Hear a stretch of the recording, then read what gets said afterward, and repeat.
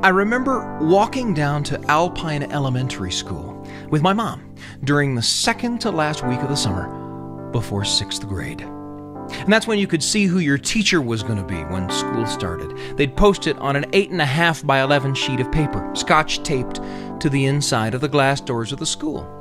And there were a bunch of kids and their folks there already when we got there, some of them cheering, some of them hugging their moms, thrilled when they saw what class they'd be in. I hoped I would get Mr. Olson, the cool young teacher whose students learned to dance to disco music in PE. Inside me, I not only hoped, but knew I'd be in that class. I could hear disco music in my head as I peered through the glass and ran my finger down the list. Patterson, Page, Taylor, Terry. I ran my finger over the list again. Patterson, Page, Taylor, Terry. No Payne. There must be some mistake, I thought. I ran my finger over the list again, as if the touch of my finger and the fervor of my belief in disco music would will my name onto the page. But it just wasn't there. 6th grade was supposed to be the year I was on top, for once in my whole life, king of the school. But how could I be king of the school if I couldn't disco? And I stood there for a long time before I looked at the sheets of the other teachers, but I finally did. I wasn't on Mr. Vance's list, which was good, because we'd had a run-in when I was in 4th grade over a Star Wars action figure that I had traded to a 6th grader in his class, but then wanted to trade back, but found out that it had been confiscated by Mr. Vance and was in his desk. And when he handed it back to me, he held it up in the air while I reached for it, making me promise in front of his whole class not to make stupid trades for toys. And there I stood, embarrassed that all the 6th graders in Mr. Vance's class knew I was in 4th grade and still played with Star Wars action figures. So it was good I wasn't in his class. But that left only one 6th grade teacher. There was a lump in my throat as I ran my finger down the list of Mr. McDaniel's students. And there I was, right between Parkinson and Peterson. Payne. Sammy Payne. I sighed. Mr. McDaniel was an old farmer, the oldest guy in the oldest family in my old town. And while Mr. Olson taught disco, Mr. McDaniel taught square dancing. Kids called him Pencil Neck because his old neck was skinny and long and made his round head look like an eraser. I could see that, but I really thought he looked more like a lizard. But everybody knew he yelled at kids, and he was my 6th grade teacher. It was going to be a long year. Well, when the year began, there was one consolation to being in Mr. McDaniel's class. The desks in his classroom were arranged in pairs, and I got to sit by Darren Dibb, my best friend. But just when I thought the year might be okay, Darren and I were split up for talking too much. We weren't yelled at, just split up. And Mindy Bradshaw and Heather Nielsen across the room were split up for talking too, in almost the same instant. And Mr. McDaniel rearranged us. He made Darren sit by Mindy Bradshaw, and he made me sit by Heather Nielsen.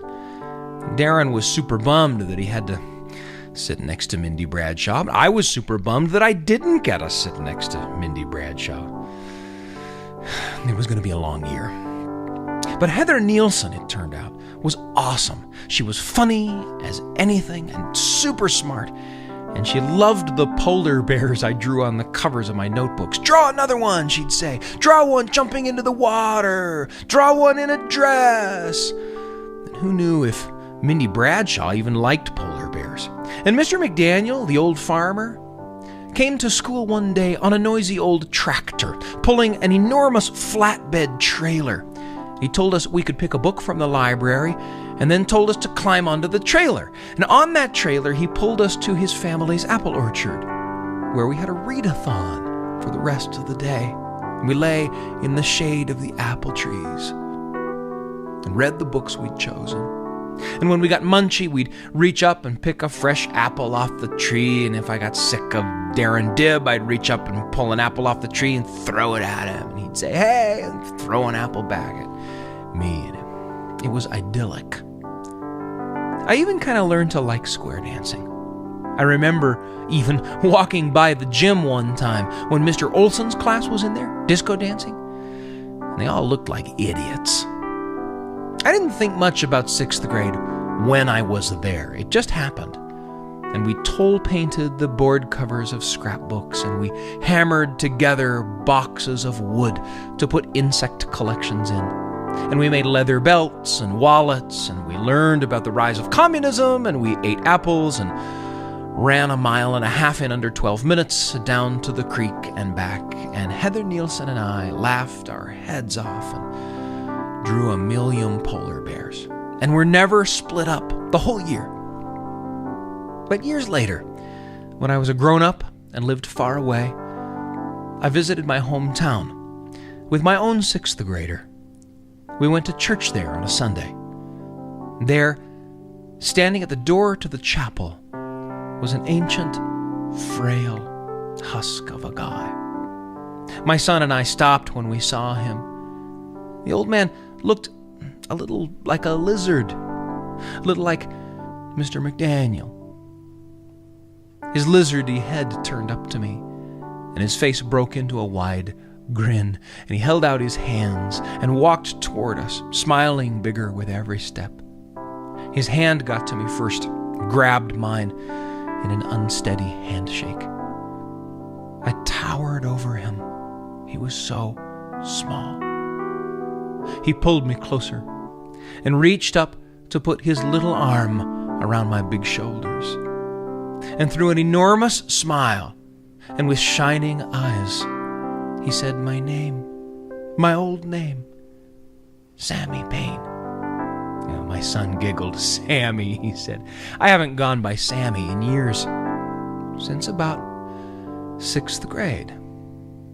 And I said, son, I want to introduce you to a friend of mine. This is Pencilneck. Mr. McDaniel. Mr. McDaniel. He was my 6th grade teacher. The year I thought I was going to hate. The best